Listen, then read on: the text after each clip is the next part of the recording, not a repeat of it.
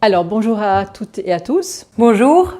Aujourd'hui nous allons vous présenter un remède quelque peu oublié mais connu en réalité depuis la nuit des temps, c'est le cataplasme de chou. Car là où échoue l'argile, le chou n'échoue pas.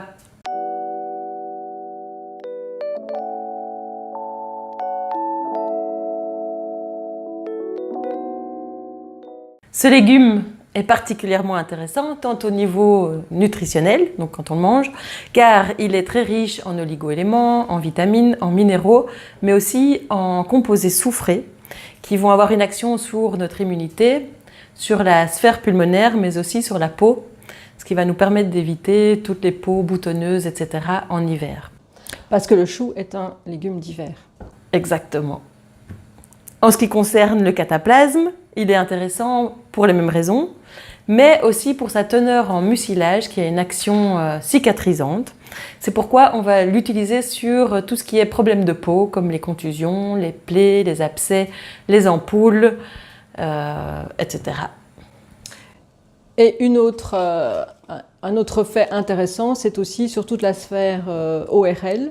Donc en cas de bronchite, d'asthme, bien sûr on le met à un autre endroit, mais c'est également très intéressant, y compris à cause des composés soufrés. Et puis il va avoir une action sur tout ce qui est douleur de type articulaire, comme les sciatiques, les lumbagos, etc. Alors en ce qui concerne la préparation, elle est très simple. Vous pouvez la réaliser avec tous les types de choux, donc le chou vert, le chou blanc, le chou frisé, le chou pointu, mais pas les choux à la crème. Et elle ne nécessite que très peu de matériel. Alors pour le réaliser, vous aurez besoin d'un chou bien sûr, d'un rouleau à tarte ou d'une bouteille si vous n'en avez pas, d'une bande de gaz et d'un petit couteau. Alors comment procède-t-on? On détache les feuilles de chou, donc il ne faut pas le laver, donc il vaut mieux le prendre bio. Hein. Vous détachez les feuilles de chou.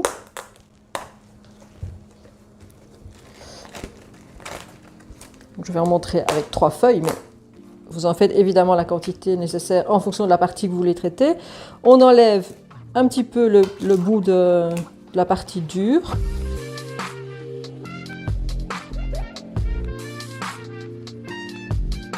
Vous prenez votre rouleau à tarte et l'idée est de bien écraser la feuille pour en extraire tous les sucs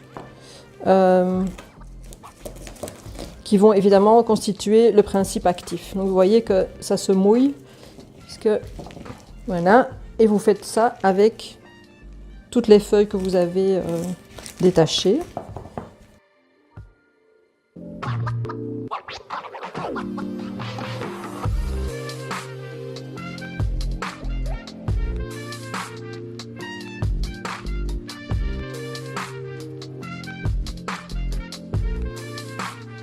Quand vous avez fait toutes vos feuilles de chou, eh bien, il suffit de les appliquer sur la peau à l'endroit où vous avez le problème.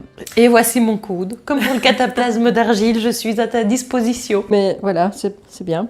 Alors, simple, on a l'endroit qui est douloureux. On va tout simplement prendre les feuilles de chou, commencer par le bas du membre et remonter, et les appliquer à l'endroit où il y a de la douleur ou il y a de l'irritation en fonction de ce qu'on veut faire. Et puis simplement, on va utiliser une bande de gaz pour le maintenir. Maintenant, vous pouvez aussi utiliser une chaussette que vous coupez. Vous n'avez plus qu'à l'enfiler. Voilà. Moi, je conseillerais plutôt de mettre un petit peu de bande de gaz pour tenir le tout. Ensuite, vous utilisez une chaussette, vous coupez les pieds et vous enfilez. Vous l'enfilez par-dessus pour maintenir le tout, puisque ce cataplasme devra être maintenu entre 12 et 14 heures pour que les principes actifs puissent agir. L'idéal, en fait, c'est de le faire avant d'aller au lit. Oui, effectivement. Dans la soirée, puis vous allez dormir, comme ça vous n'êtes pas embêté toute la journée avec les choux sur le coude ou en fonction de la zone où vous avez placé les feuilles de chou.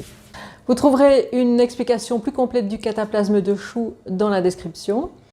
Et puis n'oubliez pas de liker la vidéo si vous l'avez aimée, de la partager et de vous abonner à notre chaîne. Et puis n'hésitez pas à partager votre expérience avec le cataplasme de chou dans les commentaires. À bientôt! À bientôt!